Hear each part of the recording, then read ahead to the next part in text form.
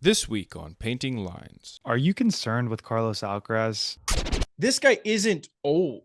He should be in his prime right now. He was quoted saying something like, I can't wait till I can take a few days off and, not rely on painkillers. Ready?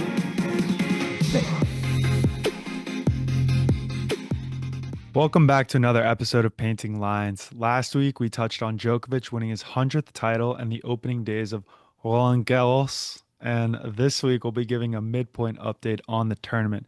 But before we jump in, just want to say if you're enjoying the show, feel free to like and subscribe. It really means a lot to us and helps the channel grow. All right, Aidan, let's start this episode off with a fun question. What has been your favorite moment so far in the first week of Roland Garros, besides Sinner out there in his Luigi outfit, looking like an absolute toddler? You're really committing to that pronunciation of I know. Roland I think Garros there. Roland Garros. Yeah. I'm just gonna say Roland Garros. But yeah, I think probably my favorite moment was just Gasquet getting a win in his last tournament. I mean, yes, he isn't necessarily. It's not like he's Nadal getting his ceremony, but still nice. He had a great career, so cool to see him get his moment and get a win in his last tournament. Yeah, I agree. Maybe he didn't get the everlasting footprint on the court like Nadal, but I think he got some kind of like pretty cool reward where it had the levels of the clay. I don't know if you saw it, but it's like the gravel, the sand, and then the clay on top. Thought that was pretty cool. All right, well, let's get into the meat and potatoes here. So let's talk about some early upsets in the first week. So of the top 10 seeds, all of them made it through except the number 4 seed Fritz. He loses first round to Altmaier, and you called this one. Yeah. I mean, it also kind of kicked off a little mini run there for Altmaier, which was cool to see for him. But yeah, I predicted this one in our bracket challenge just because Fritz hasn't shown anything special on clay.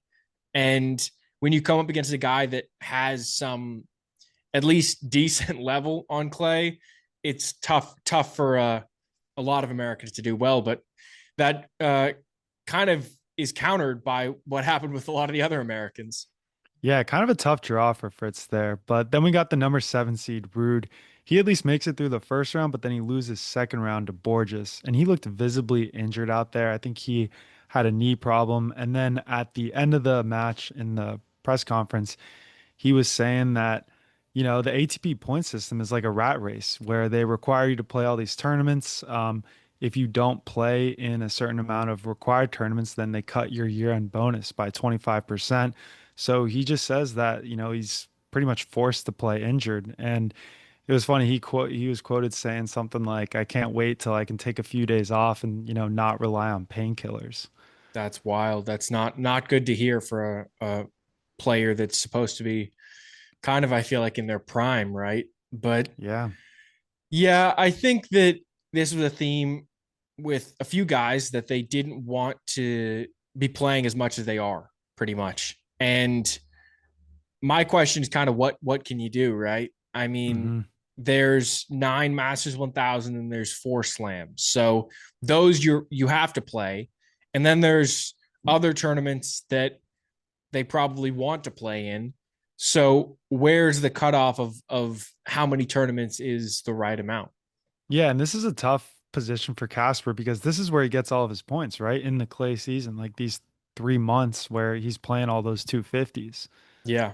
Luckily, he got a bunch of points already by winning that Masters 1000. Yeah, So, well, along the same lines, we got the number 9 seed Deminar. He loses second round to Bublik, and he was quoted saying, "Look, I'm just tired. I'm tired mentally. I'm a little bit burnt out. If anything, a lot of tennis being played."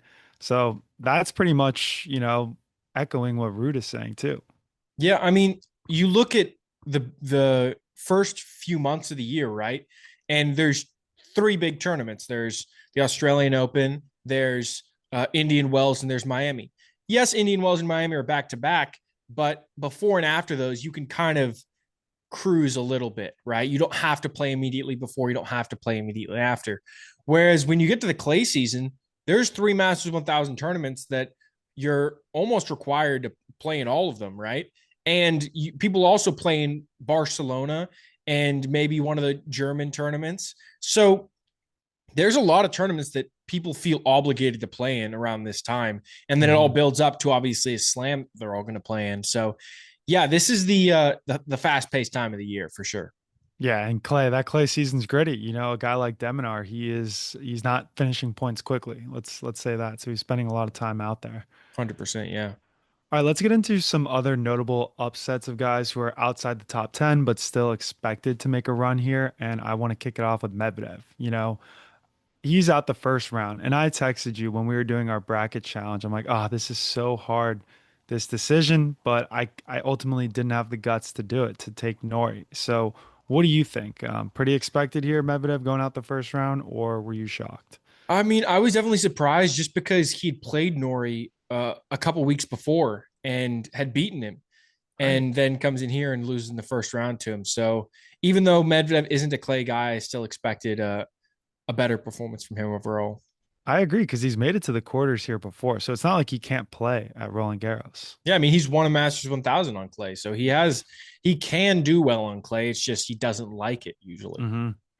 Another guy, Sarundalo. This was honestly the biggest disappointment of the tournament for me. I had such high hopes on him. We've been talking about him for like 3 weeks, the last 3 weeks, and I just thought he was going to be at least a quarterfinalist here. 100%, and almost the opposite of Medvedev.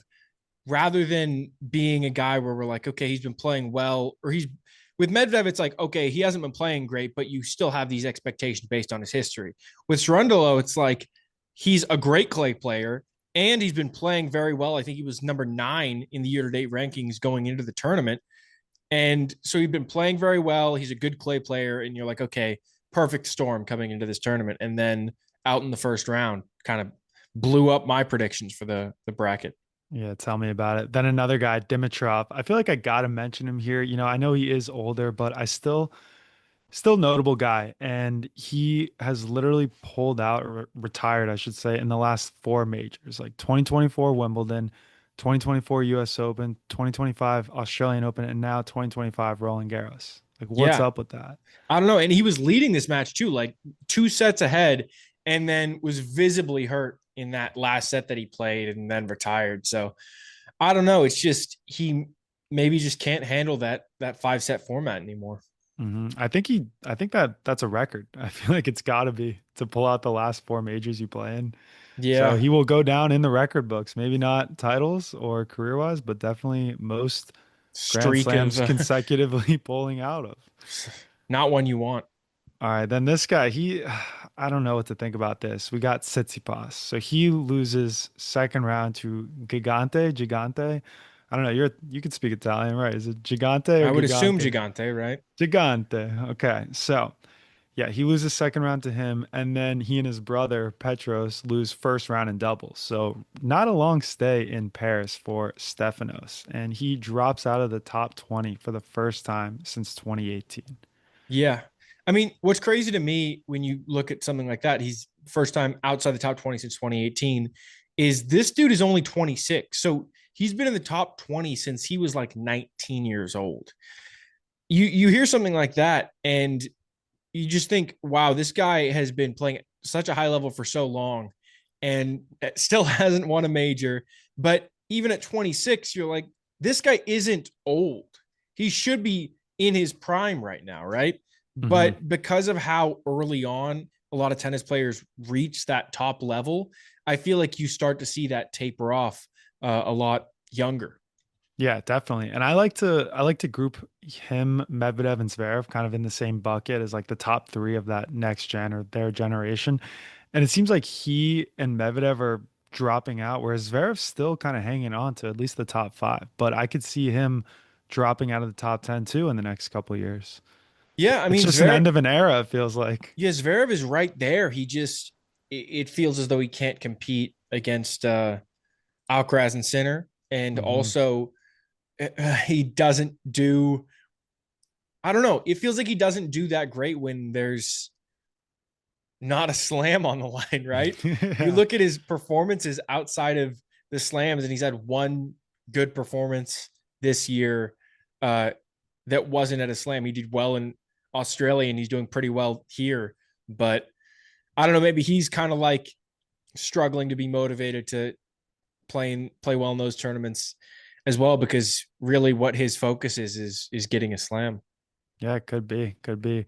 All right, last guy on the list here, Mahach. What do you think about this one? Because I didn't really know what to expect. I didn't have super high expectations for Mahach, to be honest. He's been playing pretty bad for a couple months now, to be honest. He started off the year pretty well, won in Acapulco, and I think I said this last week, but since then has just not been great. Yeah, it was last week because I was talking about him in Geneva, and I thought he might be a threat there, and just wasn't, and then out early here as well. Yeah, it seemed like in the beginning of the year, we hit the nail on the head when we said that he was going to break out as one of the top prospects for 2025, but I feel like he's just dropped off significantly since then. 100%. Yeah. When we made those predictions at the end of last year, I was like, okay, this guy's going to take that step up. And then for a little bit there, it looked like it was right. And like you said, since then, kind of gone downhill. Yeah, probably need some longer shorts. Something like that. But Runa played pretty well this tournament, I'd say. Speaking of short shorts, Runa. All right, let's talk about some surprise runs here. I think number one on this list has got to be Bublik. He had a very impressive win against Deminar. He was down 2 sets and came back. Now, I want to ask you, do you discount this win because of Deminar's mental fatigue, like chalk it up to Deminar's exhaustion, or do you think this was an earned win? Well, it's always an earned win, right? It's unless your opponent retires with an injury, you you have to deal with the card. There's nothing Bublik can do about it, right? So Right? I definitely give Bublik respect for coming back in a 5 set match, coming back from down 2 sets, and then also what he went on to do against Draper. So it shows that his level is pretty high, given the fact that he was not only able to beat the number 9 seed, but then later was able to beat the number 5 seed. So I think he's just showing that he's playing very well in this tournament so far. Yeah, extremely impressive because you don't think of Bublik as the guy to come back from 2 sets to love against Deminar, right? Like that's the last thing you think of him. He's kind of he tends to check out, he tends to kind of play into the crowd, be more of an entertainer. But kudos to him because he really locked in and, got it done. So good for him. 100%. Yeah. All right, next guy on this list for surprise runs, we got Tiafo. This one I was super shocked about because he has not had a great season thus far, and he has not dropped a set in 4 rounds. Yeah. Really great job from him. Yeah. Coming into this tournament, like you said, 13-12 record on the tour this year. Jeez. And so obviously we didn't have massive expectations. I thought he was going to be out in one of the first couple rounds. Instead, he's through still in the tournament, making it to the quarterfinal here.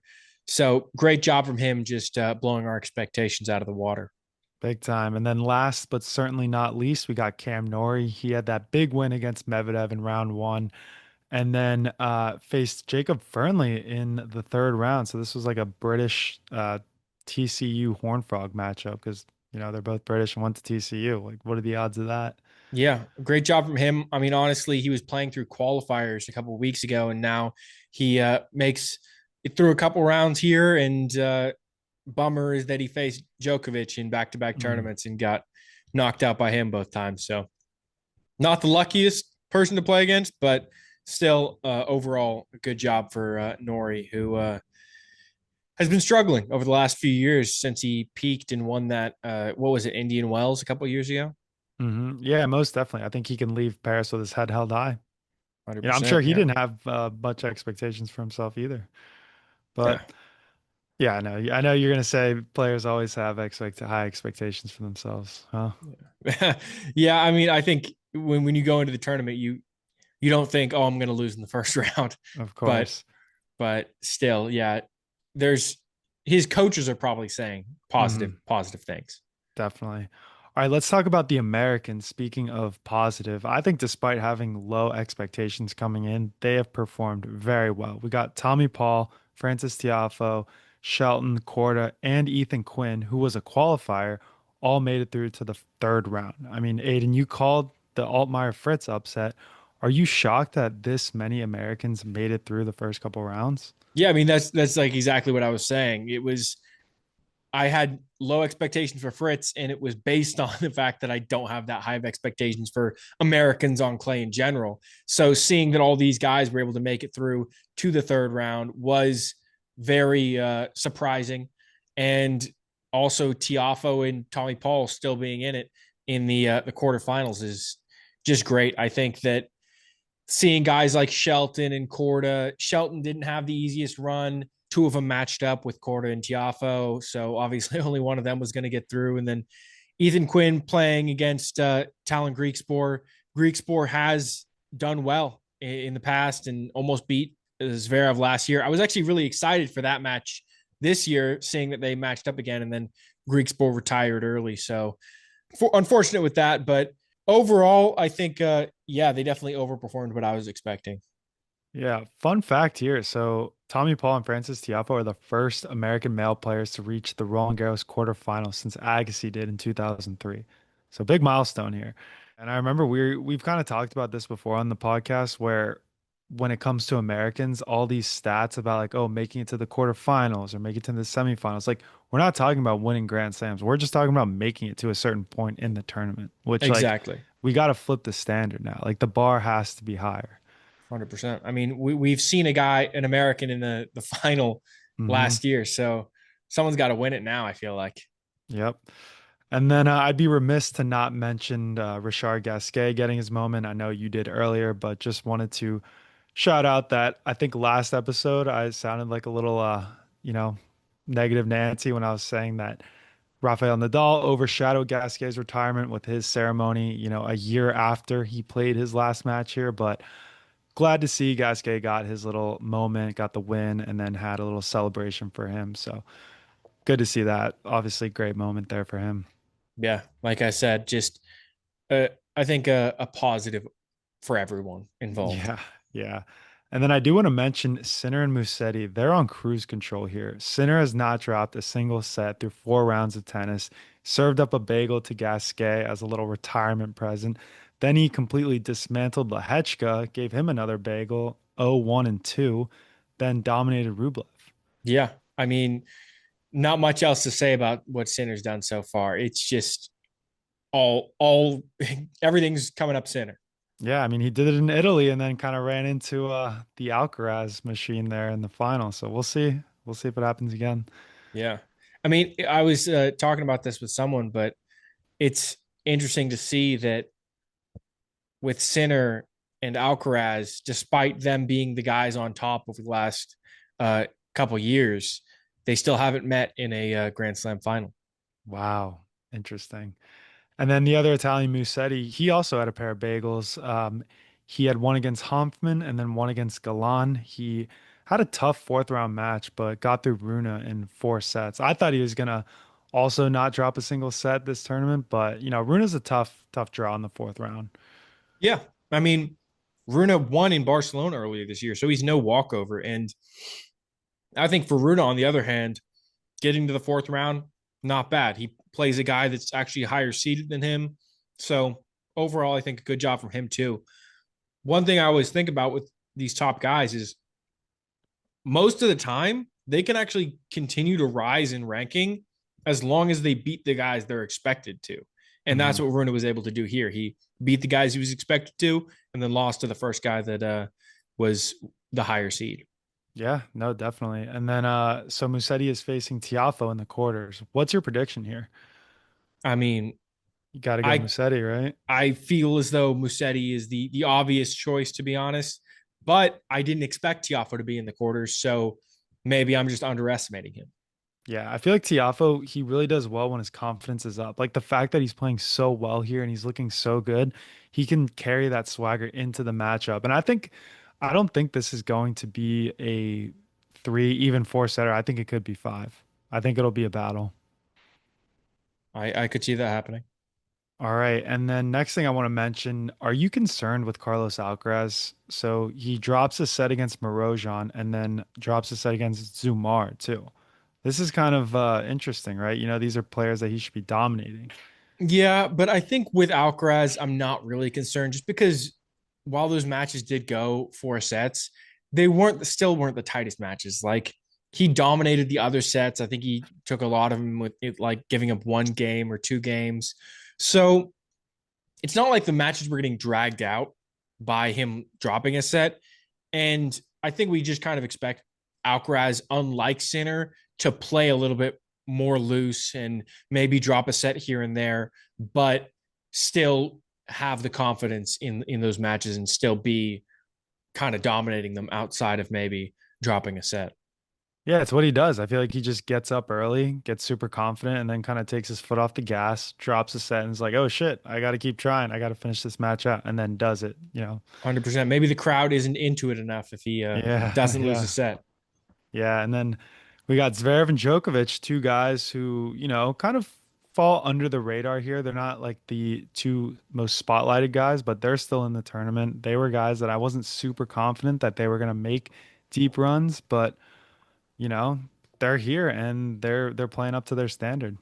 Yeah, I mean, it's kind of funny that they wouldn't be the guys with the spotlight, given that they are two of the biggest names. But I kind of agree. I've definitely been looking more into Sinner and Alcaraz, seeing how they're doing rather than Djokovic. It's weird because with Djokovic, he's been on cruise control. We're kind of seeing a vintage Djokovic run. He hasn't dropped a set yet, and it just looks like he's not having any difficulty. I mean, he hasn't had the most difficult run so far. But like you said, this was a matchup that in our preview of the tournament, it was a potential quarterfinal. And we were like, either one of these guys could be out by this point, but they're both still in it. And with Zverev getting a walkover over Greek Sport after only a shortened match, let's say, he'll probably be fresh coming into this quarterfinal. So hopefully both guys are feeling good and we'll get a great match here. Yes, I really hope so. And then we got Feast. He pulls out, gives Rublev a walkover. He had a stress fracture in his back, so it sounds pretty serious. But I think the diagnosis is 4 to 6 weeks. But crazy that Sinner's draw just opened up here with Feast losing, Fritz losing, and then he's got Rublev who Yeah. Wasn't really a problem. wasn't really, yeah, exactly. Is the name, he's got the like good name recognition. He was a force to be reckoned with a couple years ago, but now fairly easy. Only the 17 seed coming in here. So Yep. Then we got the Fonseca hype train coming to a halt. He had a impressive performance this tournament. Got 2 wins, then kind of got rolled by Draper. What were your expectations here for Fonseca? Did you think that he had a chance against Draper, or were you kind of thinking, all right, good run, but facing Draper, can't really count him in on that? I mean, I gotta say, I had no idea where he was gonna be coming in against Draper. He did lose to him in Indian Wells, and it wasn't necessarily, I think it was a close first set and not close second set there. But after he dominated Hurkacz in straight sets, I had no idea. I had that bet of the week against him, Mm. and he definitely proved me wrong. So I think that, yeah, coming into this match, I was like, maybe Fonseca just dominates. It seems as though that's what the pattern is with Fonseca at this point is if his shots are going in, he's going to be really tough to beat.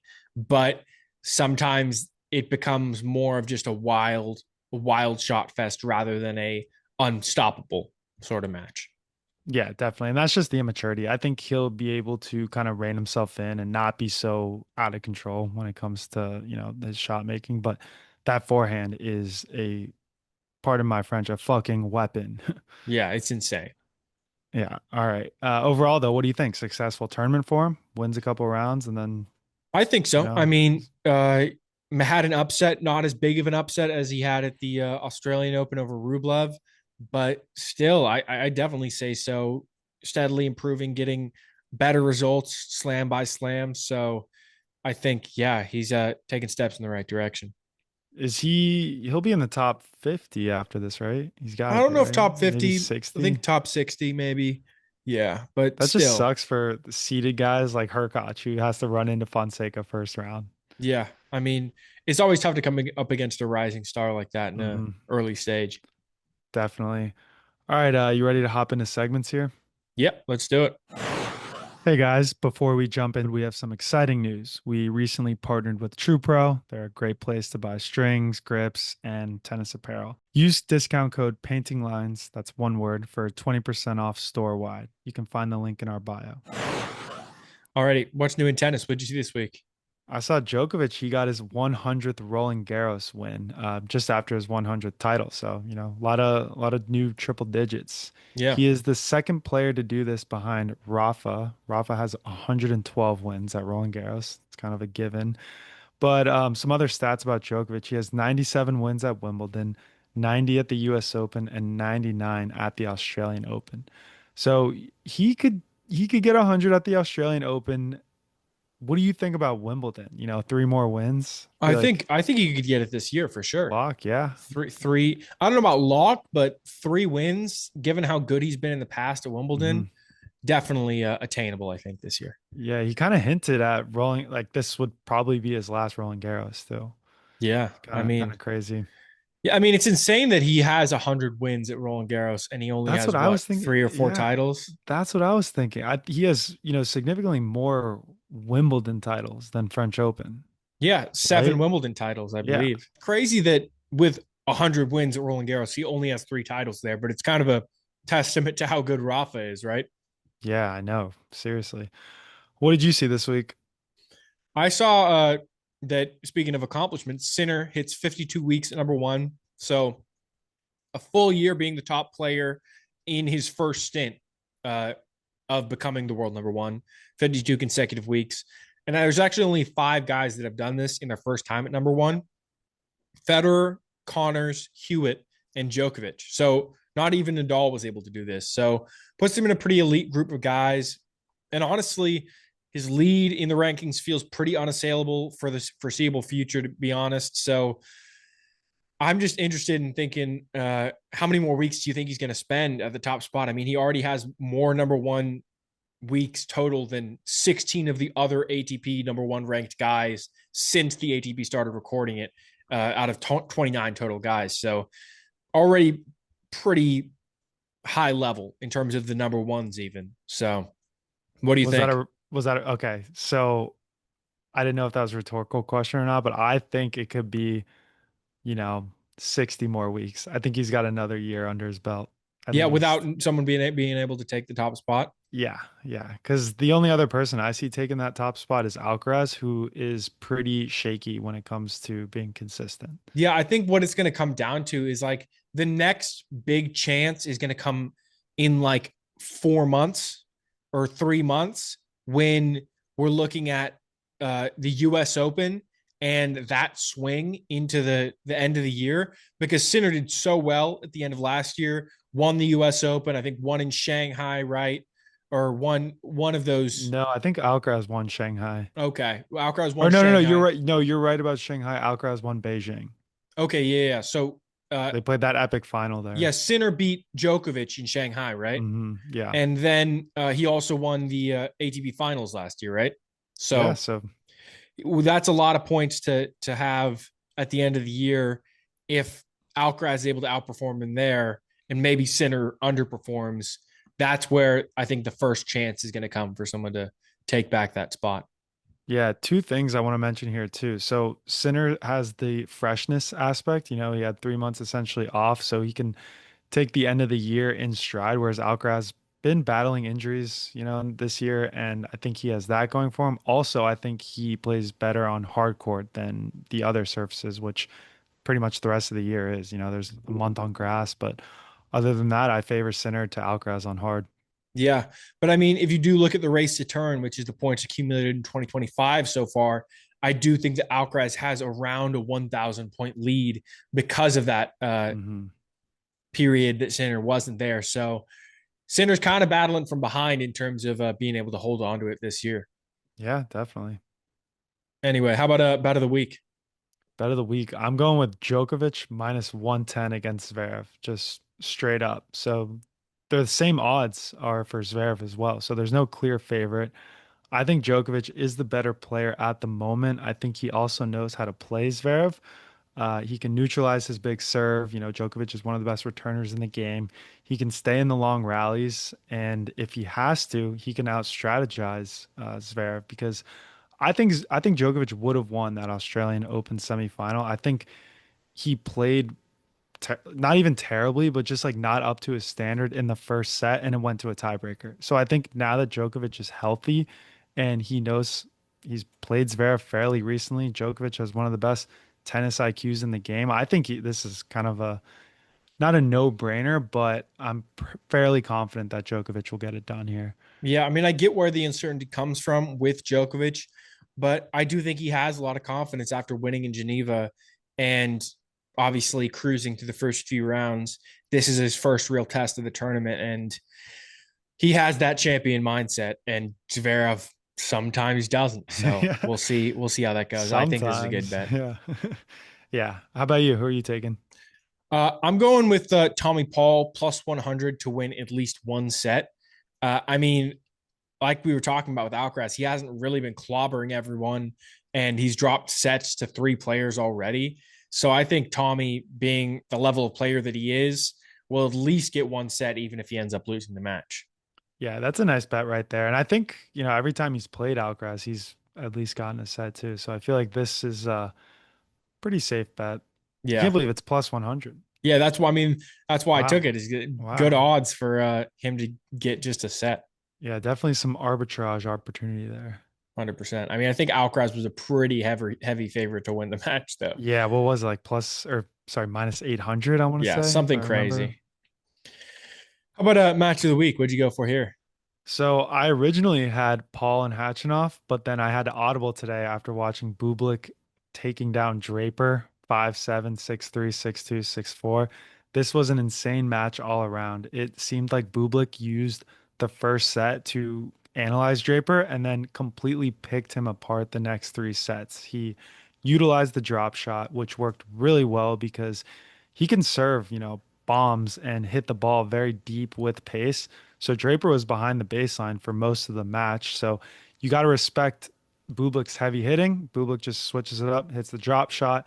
I think he could possibly also be taking in Draper's fitness and just running him all over the court on purpose.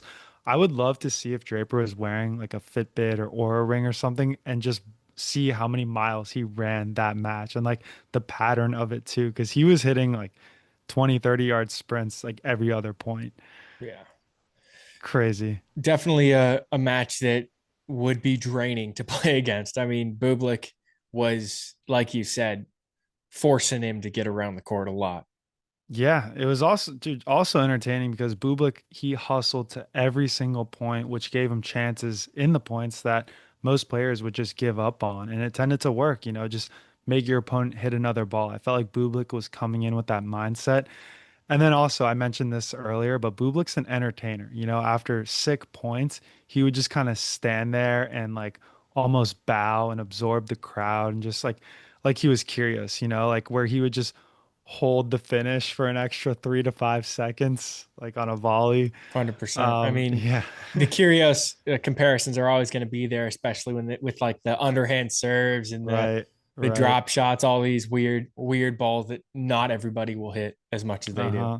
And then lastly, I just loved seeing Bublik collapse to the ground at the end of the match. Like this guy just reached his first Grand Slam quarterfinal. And in the interview after the match, he said he rarely ever feels emotion, while he plays, but this time it just consumed him. And you could see it there too. Like great moment just seeing him jog up to the net for the handshake. He had clay all over him, like on his face. Just looked like he was in a battle, which he was, and he came out on top, victorious.